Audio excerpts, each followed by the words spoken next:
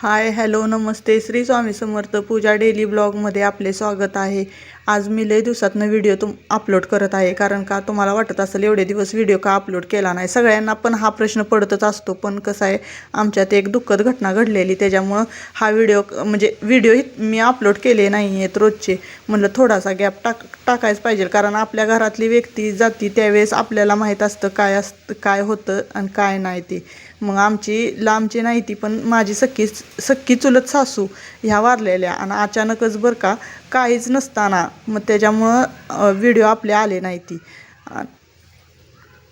आता 10-12 दिवस झालेले आहेत, म्हणून आता व्हिडिओ रोज टाकायचं सुरुवात करायची। म्हणलं कसं असतंय थोडं आपण पण दुःखातनं बाहेर निघण्याचा प्रयत्न करायचा। आणि पाऊस तर बघा त्यावेळेस इतका चालू होता ना, काय सांगायचं तुम्हाला, इतका पाऊस म्हणजे काय सांगावं असला पाऊस होता। आणि परत त्याच वेळेत म्हणजे मला ब्लाऊजच्या ऑर्डरही पण होत्या भरपूर, कारण वटपौर्णिमेचा सण होता, त्याच्यामुळं ज्याच्या त्याला पाहिजेल असतंय लग्नाचे सीझन वगैरे। मग त्याच्यामुळं मी 1-2 ब्लाऊज घरात बसून आता काय करायचं, काम पण नव्हतं काय दुसरं, मग थोडंफार म्हणजे मन हे होण्यासाठी मी ब्लाऊज पण शिवले बघा, मग बसून थोडासा। आणि पावसाचं वातावरण होतं, बाहेर पण कुठं पडता येत नव्हतं काय नाही। साड्या वगैरे भरपूर होत्या अशा, मग साड्या वगैरे आणि ब्लाऊज हे सगळे म्हणजे ज्याचं त्याला द्यायला पाहिजे ना। आता कसं आहे आपल्या म्हणजे वेळेला दिलं तर आपल्याला पुढचं व्यवस्थित ऑर्डर येतील। आणि कसं होतं माहिती आहे का, लय दिवस असं म्हणजे हे व्हिडिओ वगैरे टाकले नाही आहेत, त्याच्यामुळं आज काय होणार आहे व्हिडिओ जरा अडकडत येणार आहेत, म्हणजे असं व्यवस्थित उच्चार होणार नाही आहे। कसं असतं रोजचा आणि कधी तर असं अचानक बोललेलं, त्याच्यामुळं ते लयच फरक पडतो। आणि बघा काय केलं मग, पावसात एवढ्या काय तर खाऊ वाटत होतं। मग आता दुसरं भाजीपाल्याला कसं असतं, लय जरी काय असलं तरी पावसाळ्यात झणझणीत खरडा वगैरे असला तर तोंडाला एक वेगळीच चव येते। मग म्हणलं चला खरडा करून घ्यावा, कारण खरडा असा मी गावरान पद्धतीनं करून घेतलेला, मिक्सरमध्ये वगैरे काहीच फिरवला नाही।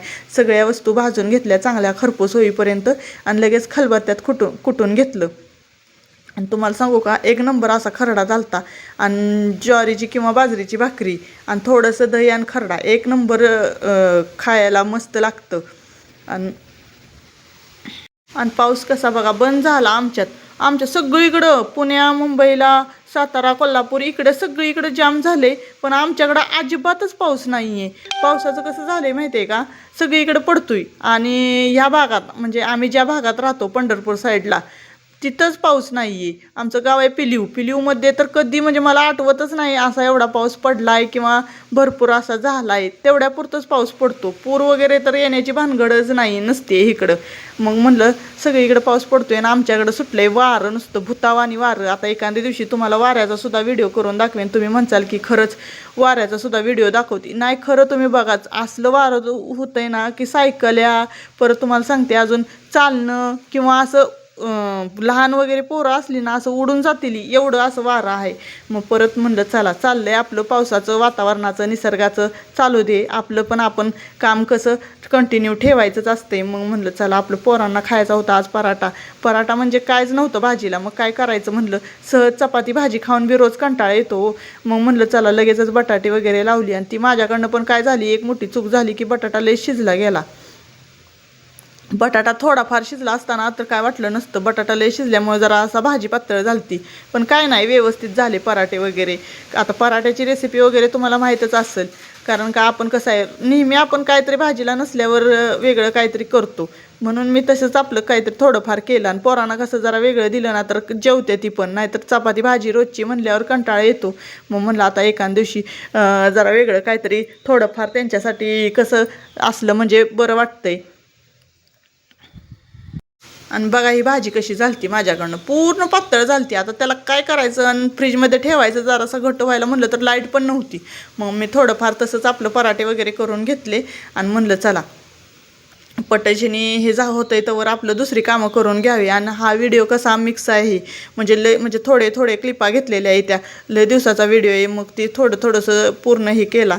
मग म्हणलं चला आपलं चाललंय तर चालू दे म्हणलं। परत मग लगेचच आम्ही पराठे वगैरे करून घेतले, आणि मग आता धुणं भांडी वगैरे पण काढायचं होतं, घरातलं सगळी घरदारं सगळी स्वच्छ करायची होती। मग थोडं सगळं घर, आणि पाऊस तर नव्हता पण वाऱ्यानं आणि चिरचिर असल्यामुळं काय झालं माहिती आहे का, कपडे वगैरे काय वाळतच नव्हते। तरी आम्ही सगळ्या घरात आमचे कपडे होते सगळे धुणं वाकळा वगैरे सगळं धुवून टाकलेलं आम्ही. भांडी वगैरे सगळी घासून झाली, किचन आवरून झाला. कसं असतं बघा आता ते म्हणतात साफसफाई पण होती त्या निमित्तानं, म्हणून सगळं करून घेतलं सगळं. आणि इकडं ब्लाऊजचा लोड होता, साड्यांचा लोड होता, तो सुद्धा केला कवर.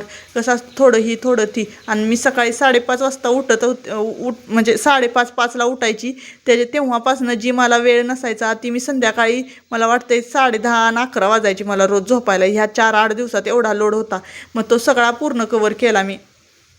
कारण का कसं असते बघा, आपण कवर नाही केला तर कसं होतंय, परत आपल्याकडं जे गिराईक येतं त्याला जर टायमिंगला नाही दिलं तर ते म्हणणार ना आपल्याला की बाबा आपल्याला टायमिंगला भेटलं नाही, आपण नाही टाकावं. आणि परत मला सकाळ सकाळ हे मोर असं जाताना दिसत होतं. मग मी लगेच त्या मोराचा व्हिडिओ घेतला.